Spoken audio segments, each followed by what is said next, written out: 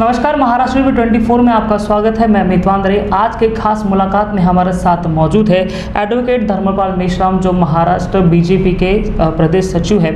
इनसे आज विविध विषयों पर बात करेंगे। इन्होंने एक मुद्दा उठाया है अपने महानगर पालिका के सभा में कि जो महानगर पालिका के कर्मचारी है, अधिकारी है, उनकी संपत्ति भी सार्वजनिक की जाए। जिस तरह से किसी नेता की संपत्ति जब वो इलेक्शन लड़ते हैं तो सार्वजनिक करनी पड़ती है, उसी तौर पर जो है कर्मचारी और अधिकारी की भी संपत्ति सार्वजनिक की जाए, ऐसे ही उन्होंने मांग की है। उनसे बात करते हैं इस विषय पर। सर, एक मांग जो आपने कल सभा में की है, या ऐसा क्यों आपने ये मांग क्यों की? सर, जब भी कोई लोक प्रतिनिधि वह लोकसभा का चुनाव लड़े, चाहे विधानसभा का या फिर स्वायत्त संस्था का, उसकी संपत्ति का विवरण उसे शपथ पत्रों पर देना होता है। उसके ऊपर दाखिल गुने, उसकी पार्श्वभूमि, उसके परिवार की संपत्ति, उसकी संपत्ति, यह सब इलेक्शन कमीशन ने कानून किया है कि यह सब होना चाहिए।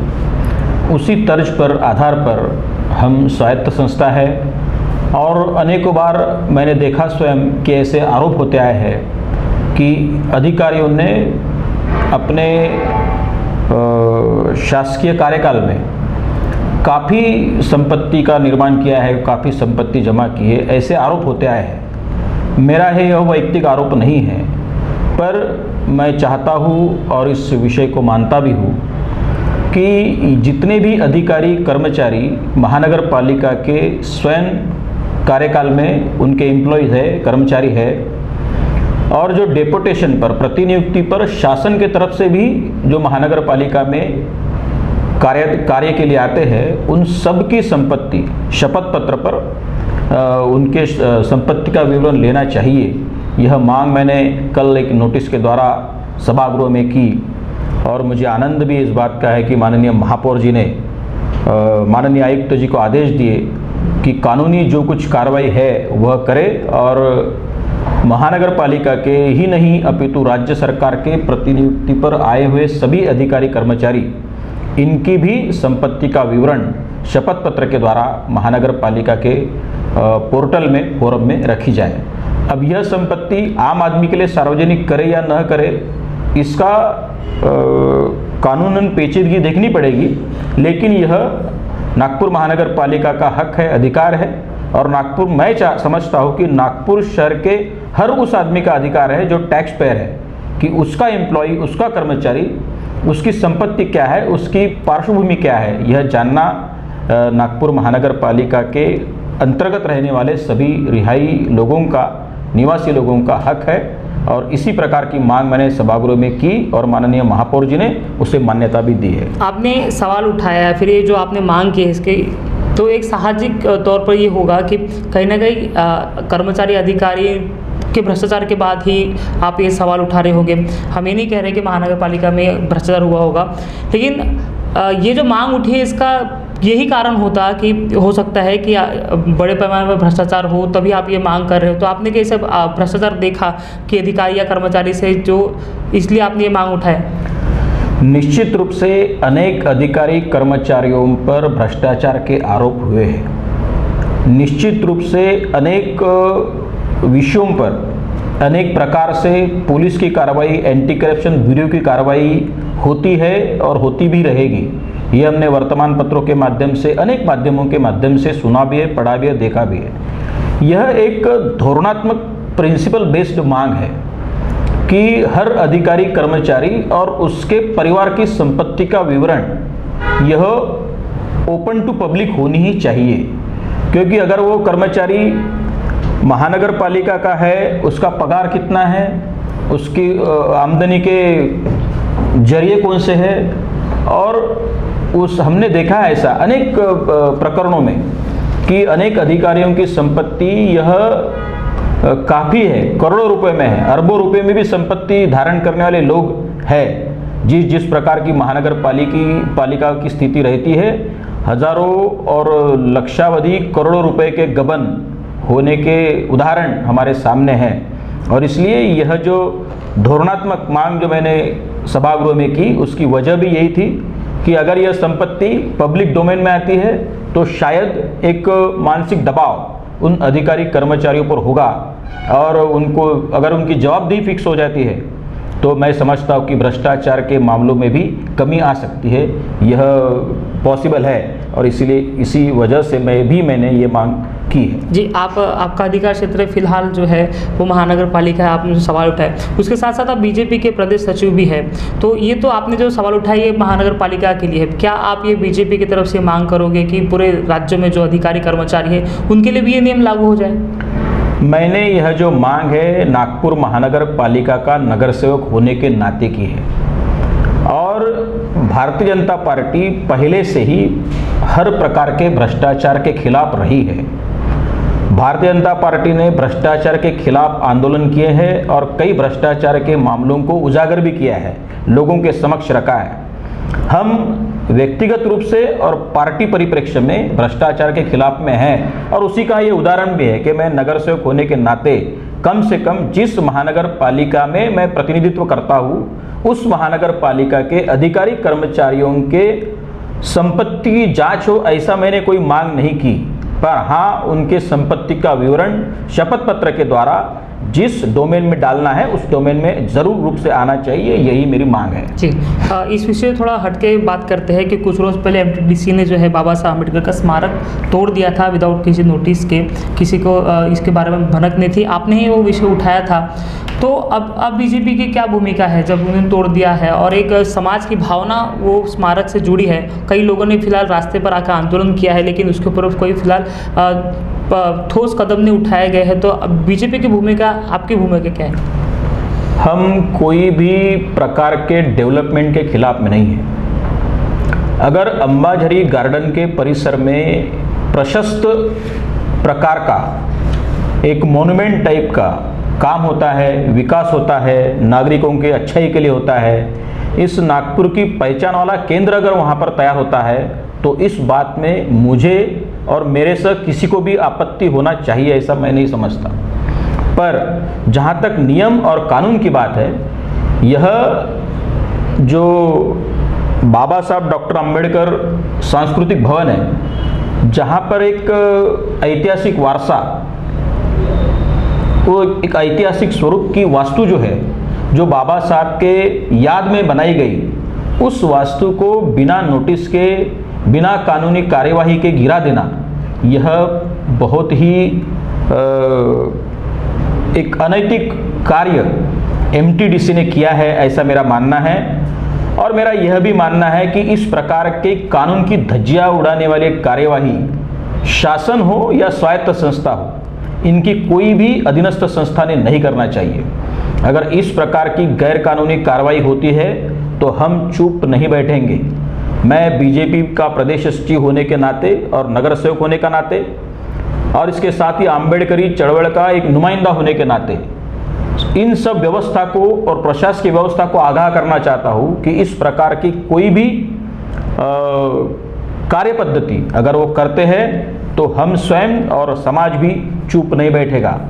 और अब उन्होंने डेवलपमेंट का जो भी कार्य वहाँ पर चल रहा है उसको मैंने अपने पत्र परिषद के माध्यम से उसी समय कहा था कि जिस प्रकार से बाबा साहब के याद में जो सांस्कृतिक भवन का निर्माण वहाँ पर किया गया है, जिसमें बहुत सारे ऐतिहासिक दाखले हैं, जहाँ पर बौद्ध धम्म परिषद हुई थी, जहाँ पर बैरिस्टर राजा भाऊ खोब्रागडे जी ने कार्यक्रम लिए थे, ऐसे कई वहाँ पर जो वाकये हुए हैं, तो वह एक ऐतिहासिक वास्तु उसी स्वरूप में एमटीडीसी ने अपने खर्च पर खड़ी कर देना चाहिए और उसको बाबा साहब डॉक्टर अंबेडकर जी का नाम देना चाहिए। यही मांग मैं आज आपके माध्यम से प्रथम कर रहा हूँ। जी सर, आपने पत्र परिषद ली, इसके अलावा आपने इसके लिए क्या ठोस कदम उठाए?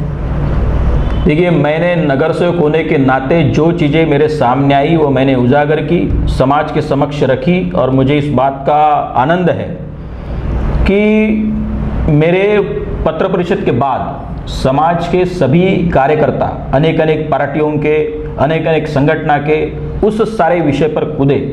और जहाँ तक रही मेरे अपनी पार्टी की बात, तो भारतीय जनता पार्टी की अनुसूचित जाति मोर्चा ने भी हमारे जो कार्यकर्ता स्थानिक स्वरूप से उनके नेतृत्व में माननीय जिलाधिकारी और एमटीडीसी की प्रमुख व्यवस्थापिका है उनसे उन्होंने निवेदन देकर मैंने अभी जो मांग आपको की है उसी को उन्होंने दोहराया है। जी, उसके अलावा सर दलित समाज के, आम्बेडकर समाज की एक मांग 29 साल से है, जो है पटवर्धन ग्राउंड में बाबा साहब आम्बेडकर का स्मारक बनना चाहिए। इसको मांग फिलहाल तेज होती नज़र आ रही है। तो वही समाज फिलहाल दो हिस्सों में बटा दिखाई दे रहा है इस मुद्दे को लेकर। वहाँ पर स्मारक हो या हॉस्पिटल हो, ये मांग फिलहाल समाज के ही लोग कर रहे हैं। उसमें हॉस्पिटल भी होना, कोई लोग कहता है कि हॉस्पिटल भी हो, कोई कहता है कि स्मारक ही होना चाहिए।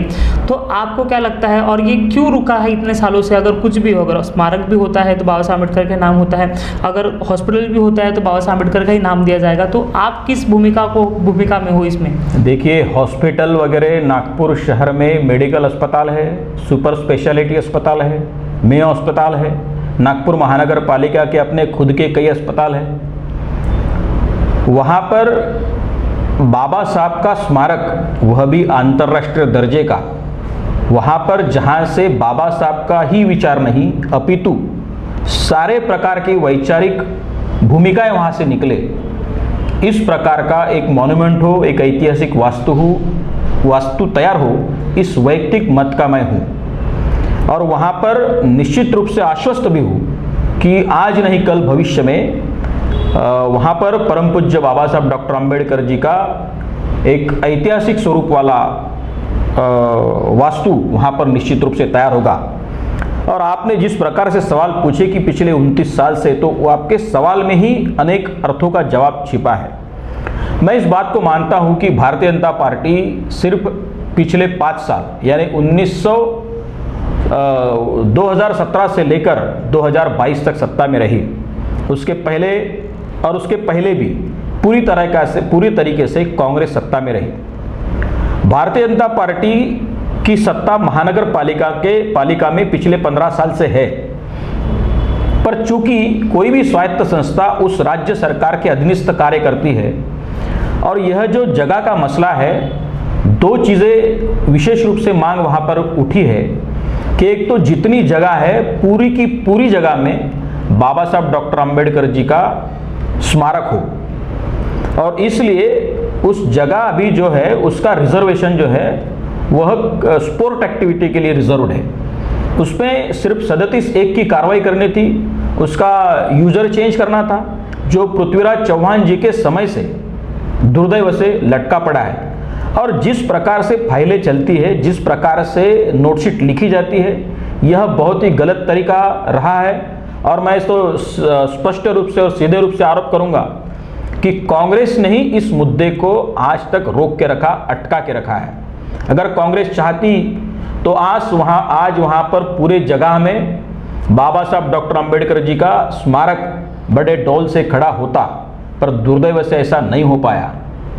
कांग्रेस ने अपने उनके सत्ता काल में अनेक रूप से अनेक विषयों को लटका के रखा। हम जानते हैं कि मराठवाड़ा यूनिवर्सिटी में बाबा साहब का नाम देने के लिए कितनी जद्दोजहद इस देश के ही, इस शहर के और राज्य के ही बाबा साहब के चाहने वाले लोगों को करना पड़ा। 14.5 साल मांग को लटका के रखने के बाद में शरद पवार जी मुख्यमंत्री थे, उन्होंने क्या किया, तो नाम विस्तार कर दिया। इसी प्रकार की नीति और राजनीति कांग्रेस और कांग्रेस के नेता करते आए हैं। अभी तो मैं फिर से आह्वान करता हूं कि पालक मंत्री जी नितिन राउत जी है, वो अम्बेडकरी चळवळ से कुछ प्रमाण में क्यों ना हो वास्ता रखते हैं, उनके बोलचाल से तो कम ऐसा लगता है, तो उन्होंने पुढाकार लेना चाहिए। आज उनकी सत्ता भी महाराष्ट्र में है, उन्होंने पुढाकार लेना चाहिए और ये बताना चाहिए नागपुर शहर के और तमाम राज्य के, देश के अम्बेडकर जनता को कि हाँ, नितिन राउत नाम का एक अम्बेडकरी चळवळ का आदमी है खंदा, जो बाबा साहब के विचारों पर चलता है, और ऐसी कोई भी समस्या अगर सामने भविष्य में आती है तो मैं निश्चित रूप से उसके पीछे खड़ा रहूँगा। ये दिखाने की ज़रूरत है। मैं आह्वान करता हूँ आपके माध्यम से भी उनको कि यह परम पूज्य बाबा साहब डॉक्टर अम्बेडकर जी का स्मारक, ऐतिहासिक स्मारक की वास्तु निर्माण करने हेतु उन्होंने नेतृत्व करना चाहिए। जी सर, कुछ दिन पहले ही राज्य सरकार ने जो है रिजर्वेशन, प्रमोशन रिजर्वेशन जो है वो रद्द कर दिया है, तो इसको आप किस तरह से देखते हो? यह देखिए, महाविकास आघाड़ी की उद्धव जी ठाकरे के नेतृत्व में चलने वाली यह सरकार, जिसके कोलिशन में राष्ट्रवादी कांग्रेस भी है, जिसके कोलिशन में कांग्रेस भी है, और यह सारी 3 पार्टियों वाली सरकार सिर्फ और सिर्फ इस राज्य के आम्बेडकरी जनता को, दलित जनता को, शोषित पीड़ित जनता को बरगलाने का काम करती है। यहाँ के अधिकारियों के साथ में छलावा करती है। जब देवेंद्र जी फडणवीस राज्य के मुख्यमंत्री थे, उनके सामने जब ये मसला आया, मैट में केस चली और दुर्दैव से रिजर्वेशन इन प्रमोशन के मुद्दे को सिरे से नकारा गया। ऐसे भी मुद्दे अनेक राज्यों में उठे जिसमें कहा गया कि promotion is not a fundamental right. यह बात सच है कि प्रमोशन यह फंडामेंटल राइट नहीं है, पर consideration of promotion is a fundamental right. यह हमारा मूलभूत संवैधानिक अधिकार है कि प्रमोशन का मसला आता है तब प्राथमिकता से उसका ध्यान रखकर उस पर कार्रवाई होनी चाहिए। यह हमारा फंडामेंटल राइट है। लेकिन चूंकि हमने देखा है कि महाविकास आघाड़ी सरकार जो मराठा आरक्षण के मसले पर भी फेल हुई है, ओबीसी के राजकीय आरक्षण के मसले पर भी फेल हुई है, तो इनका इतिहास रहा है आज तक कि इन्होंने इसके पहले भी बाबा साहब शाहू फुले अम्बेडकर इनका नाम लेना, उनके लोगों के मत लेना और अपना जो काम है उनका एजेंडा 1 पॉइंट प्रोग्राम है कि उन्होंने अवैध संपत्ति का निर्माण किया है। सबसे ज्यादा अगर संपत्ति आज राज्य में किसी के पास में होगी तो सारे कांग्रेस नेताओं को आप खंगाल दीजिए तो राष्ट्र की संपत्ति बढ़ जाएगी, ऐसा मुझे लगता है नहीं, पूरा मुझे विश्वास है। और इसी वजह से कांग्रेस ने सिर्फ मत लेने की दृष्टि से बड़े अचरज के साथ और दुर्दैव के साथ मुझे कहना पड़ता है कि मराठा आरक्षण का मसला सुप्रीम कोर्ट में मसला खारिज होने के बाद में दूसरे ही दिन 5 मई को इसका रिजल्ट आया और 7 मई को किसी की भी मांग न होते हुए महाविकास आघाड़ी के सरकार ने पदोन्नति में आरक्षण का मसला सिरे से खारिज कर दिया, नकार दिया। जब मैंने यह मसला महाराष्ट्र और राज्य और शहर के सामने रखा वर्तमान पत्रों के माध्यम से, तब नितिन जी राउत को, नाना पटोले जी को कहना पड़ा कि हम पूरी तरीके से रिजर्वेशन इन प्रमोशन के साथ में हैं और हम माननीय मुख्यमंत्री जी के साथ में तुरंत बैठक लगाएंगे। कैबिनेट हुई, कैबिनेट में कोई भी प्रकार से इस विषय पर चर्चा नहीं हुई। तब उन्होंने वर्तमान पत्रों के माध्यम से कहा, टीवी चैनल्स में कहा नितिन राउत जी ने कि मैं अभी माननीय मुख्यमंत्री जी से मिलने जा रहा हूँ। वो मुख्यमंत्री जी से मिले नहीं मिले किसी को कोई पता नहीं, पर उसके बाद में बहुत दुख से और दुर्दैव से मुझे कहना पड़ता है कि वह कोई भी प्रकार से उस परिपत्र को वापस नहीं लिया गया। इतना ही नहीं तो अभी जितने भी प्रमोशंस ओपन कैटेगरी के लोगों को दिए गए हैं वह सेवा ज्येष्ठता यादी के अनुसार दिए गए हैं और इनका जो क्लेम था अनुसूचित जाति, अनुसूचित जनजाति, एसबीसी और वीजेएनटी, ये सारे कर्मचारी अधिकारियों का क्लेम सिरे से खारिज कर दिया गया। यह बहुत दुर्दैव की बात है। यह एक तरफ कहते हैं कि हम कोई भी प्रकार से एडजस्टमेंट नहीं करेंगे, नाना पटोले जी ने कहा, नितिन राउत जी ने कहा, पर मुझे अचरज लगता है कि इनके घोड़े कहाँ जाकर अड़े, या इन पर तो अजित पवार भारी पड़ गए और उन्होंने अपने समाज के लोगों को प्रमोशन दे दिया। जब इस प्रकार की यह राजनीति करेंगे तो यह समाज के सामने बाहर कहने के लिए कुछ और जिस फोरम में जहां पर कहना है, कैबिनेट में कहना है, प्रशासन के सामने अपनी बात रखनी है, तो ये लोग वो उस प्रकार का कोई भी काम नहीं करते। यह बहुत दुर्दैव की बात अपने समाज के लिए, एससी, एसटी, एसबीसी, वीजेएनटी के लिए है। और मैं समझता हूं कि भविष्य में इस बात को लेकर कांग्रेस के धुरीणों को, नेताओं को जवाब देना पड़ेगा और समाज इसका जवाब मांगेगा। जी सर, हम फिलहाल वापस आते हैं नागपुर में। नागपुर महानगर पालिका के 6 महीने के बाद इलेक्शन हो सकते हैं, अगले साल इलेक्शन है। क्या लगता है आपको कि नागपुर महानगर पालिका में बीजेपी कहाँ रहेगी? क्योंकि फिलहाल पैंडेमिक की सिचुएशन है तो लोग जो है वो अपने रोज़गार के लिए भटक रहे थे, बहुत चीज़ें लोगों के सामने हुई है। ऐसे में नगर सेवकों की भूमिका के ऊपर ही सवाल उठे और उसमें आप सत्ता में हो तो ये सारे सिचुएशन, पैंडेमिक की सिचुएशन, इसमें लोगों की परेशानी को देखकर भी जब इलेक्शन में लोग जाएंगे वोट देने के लिए तो क्या उनका मन होगा महानगर पालिका में बीजेपी को क्या सीट मिल पाएगी? निश्चित रूप से हम चुनाव जीतेंगे। चुनाव इसलिए जीतेंगे क्योंकि समाज के आखिरी हिस्से में जाकर काम करने का श्रेय सिर्फ और सिर्फ बीजेपी के कार्यकर्ताओं को ही है, वो चाहे 19 रहे या 20 रहे। जब पहली लाट कोविड पॉजिटिव कोविड-19 की आई, तब पहली लाट में भी भाजपा के सारे आमदार, सारे नगर सेवक रास्ते पर थे।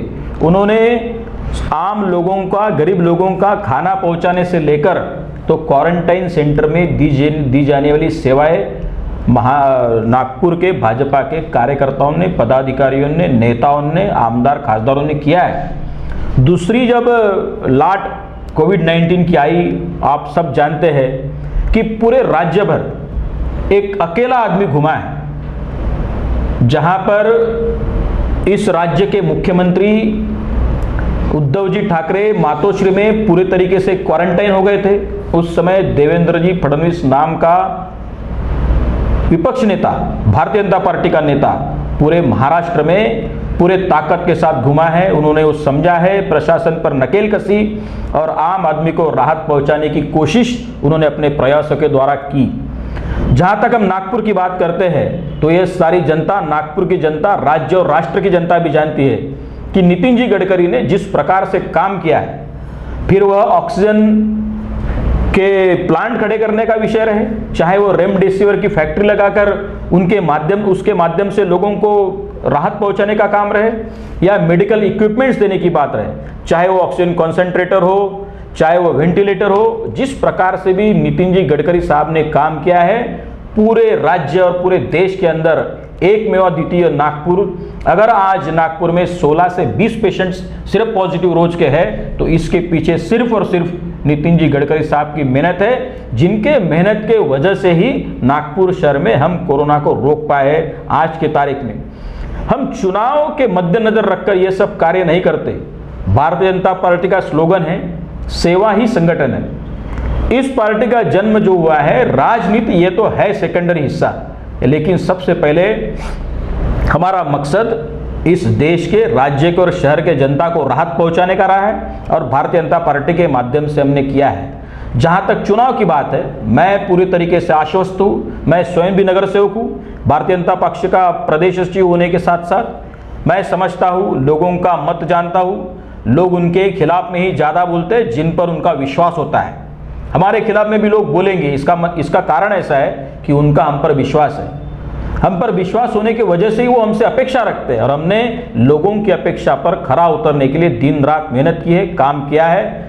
और हमने पिछले 15 सालों में महानगर पालिका के माध्यम से इस शहर के आखिरी आदमी तक पहुंचने का प्रयास किया है। और मैं निश्चित रूप से आश्वस्त और मुझे विश्वास है कि जब भी चुनाव होंगे नागपुर महानगर पालिका में, नितिन जी गडकरी और देवेंद्र जी फडणवीस साहब के नेतृत्व में भारतीय जनता पार्टी की सरकार फिर से नागपुर महानगर पालिका में दोहराएगी। इसका मतलब 2022 में नितिन गडकरी जी और फडणवीस के नाम पर ही वोट मांगे जाएंगे?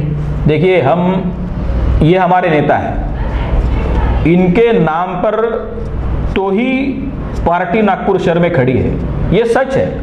उसके साथ हम सब उनके कार्यकर्ता हैं। उन्होंने दिए गए दिशा निर्देशों पर अमल कर, उन्होंने दिए हुए आदेशों का पालन कर आम आदमी तक पहुंचना, सामान्य आदमी तक पहुंचना, उसके राहत के लिए काम करना, यही हमारा कार्य है। और निश्चित रूप से उन्हीं के नेतृत्व में हम नागपुर महानगर पालिका का चुनाव निश्चित रूप से जीतेंगे। मेरा सवाल यही है कि ये दो बड़े नेता हैं और लोग इनको जानते हैं, पहचानते हैं, इनके ऊपर ही वोट देते हैं, तो ये सवाल हमेशा उठता है कि बीजेपी नागपुर में जो है ये दो बड़े नेताओं के बदौलत ही जीत के आती है, खुद उनका काम कुछ नहीं हो रहा है, ऐसा जनता ने आरोप लगाया है। विपक्ष भी आरोप लगाती है कि खुद नगर सेवक जो पार्षद लोग हैं इनके ही नाम पे वोट देंगे और जनता भी इनके ही नाम से ही वोट देगी, और पार्षदों का खुद का ऐसा कुछ नहीं है कि वो बता सके हमने ये काम किया है। विपक्ष कहाँ पर है? विपक्ष के नेता कौन है? क्या आप जानते हैं नागपुर महानगर में राज्य में महाविकास आघाड़ी की सरकार होने के बावजूद, कांग्रेस के अनुसूचित जाति आघाड़ी के राष्ट्रीय अध्यक्ष नितिन जी राउत ऊर्जा मंत्री एवं पालक मंत्री के बावजूद इस पैंडेमिक सिचुएशन में उनका प्रेजेंस कहाँ था? नागपुर के कौन से कांग्रेस के नेताओं ने यहां पर प्रेजेंस दिया? उन्होंने कौन से सेवा के काम किए? अगर उन्होंने आरोप जड़ने थे तो सिर्फ वर्तमान पत्र और मीडिया के माध्यम से आरोप जड़े हैं। अगर कोई भी कांग्रेस का नेता आप मुझे बता दीजिए कि उसने फील्ड में रहकर रणांगन में काम किया है, वह तो रणनीति में मशगूल रहे हैं। अभी हमने सुना कि पवार साहब की भोजन बैठकें अगर प्रशांत किशोर जी के साथ चलती है तो यह सिर्फ रणनीति का हिस्सा है। और मैंने अपने माध्यम से कहा था कि रणनीति से सेवा का काम नहीं हो सकता, उसके लिए देवेंद्र जी फडणवीस के रूप में वो जिस प्रकार से काम करते उसी प्रकार से रणांगन में जाना पड़ेगा। और नागपुर महानगर पालिका के अंदर, नागपुर शहर और जिला के अंदर कांग्रेस और राष्ट्रवादी कांग्रेस रहे या शिवसेना रहे या अन्य कोई भी पार्टी का ऐसा कोई भी नेता मुझे बता दीजिए कि उसने पैंडेमिक सिचुएशन में काम किया। इसके उलट भारतीय जनता पार्टी का सिर्फ नितिन जी गडकरी साहब नहीं, सिर्फ देवेंद्र जी फडणवीस नहीं, हमारे महापौर अभी के दयाशंकर जी तिवारी, हमारे शहर के अध्यक्ष प्रवीण जी दटके, हमारे पुराने महापौर संदीप जी जोशी, हम स्वयं, हमारे सारे आमदार कृष्णा जी खोपड़े, हमारे आमदार मोहन जी मते, इन सब लोगों ने दिन रात एक कर काम किया है, प्रयास किया है, लोगों को राहत पहुंचाई है। और लोग सुख के बजाय दुख में जब भी उनको मदद मिलती है उस दुख को नहीं भूलते। और मैं पूरी तरीके से आश्वस्त हूँ कि नागपुर शहर की जनता के दिलों में भारतीय जनता पार्टी का कार्यकर्ता बैठा हुआ है। और हम चूंकि जैसा भी पहले कहा है कि हम मतों का राजकारण नहीं करते, सेवा ही हमारा संगठन है। अगर लोग चाहेंगे तो निश्चित रूप से हमको फिर से चुनाव जिताकर नागपुर महानगर पालिका की सत्ता सौंपेगी। जी, तो सर आपने अपना कीमती समय हमें दिया, उसके लिए बहुत बहुत धन्यवाद। तो आप सुन रहे थे डॉक्टर एडवोकेट धर्मपाल मेश्राम जी को, जो बीजेपी के प्रदेश सचिव है, जिन्होंने विविध विषय पर अपनी जानकारी दी है। उन्होंने कहा है कि जो महानगर पालिका के कर्मचारी अधिकारी हैं, उनकी जो संपत्ति, उनकी जानकारी सार्वजनिक करने की मांग उन्होंने इस दौरान की है। वही जो बाबा साहब अम्बेडकर स्मारक है समिति, बाबा साहब अम्बेडकर स्मारक है, उसके लिए भी उन्होंने प्रयास किया है। उसके साथ साथ जो पटवर्धन ग्राउंड में जो बाबा साहब अम्बेडकर स्मारक बनना था, उसमें क्या पेचीदगी है उसके बारे में जानकारी दी है। प्रमोशन इन रिजर्वेशन के बारे में कहा राज्य सरकार कब गिरी है, उसके बारे में इन्होंने विस्तृत जानकारी दी है। आप देख रहे थे खास मुलाकात। नमस्कार।